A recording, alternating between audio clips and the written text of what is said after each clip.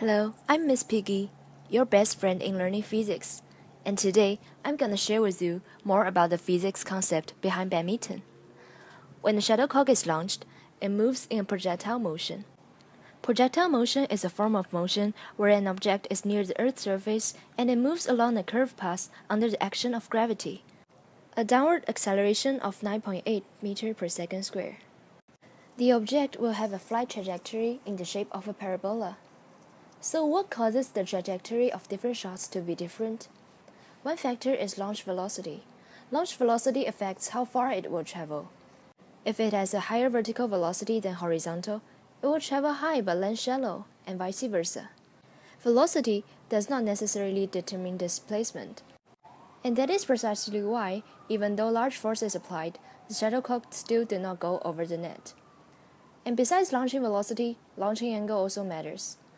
In a demonstration of smash just now, the athlete jumped and smashed at an angle of about 30 degrees below horizon. Hence, there is an initial vertical download velocity, and this left the opponent with less time to react. In the vertical direction, the time taken is determined by the formula S equals to ut plus half at squared. Given the vertical displacement is fixed, which is determined by the point of smash, with the initial downward velocity u, the time of the flight depends on the initial velocity and acceleration. Hence, an initial downward v means a smaller t. The range of the flight, which is how far the shuttlecock will travel, can be calculated using the similar formula. As there is no horizontal acceleration as no force is applied horizontally during the flight, the time taken determines the range, and the longer the time, the larger the horizontal displacement. Here comes the question.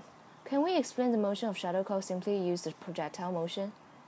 In the calculation just now, we assume the air resistance is negligible. However, in real life, the air resistance of shuttlecock largely affects its motion. Their feathers provoke a large air resistance.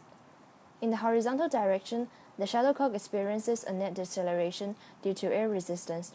Therefore, the horizontal speed decreases, resulting in a shorter range. As the shuttlecock flies, it has to do work against air resistance. Hence, the mechanical energy is lost and the maximum height is reduced, as per conservation of energy. A shuttlecock experiences a net vertical deceleration greater than g as air resistance has a vertical component acting in the same direction as g. Hence, vertical velocity decreases to zero in a shorter time. As a result, it reaches a maximum height sooner. That is why in reality, a maximum height is displaced to the left compared to the path n. To sum up, the path taken by a shuttlecock can be explained by projectile motion and air resistance.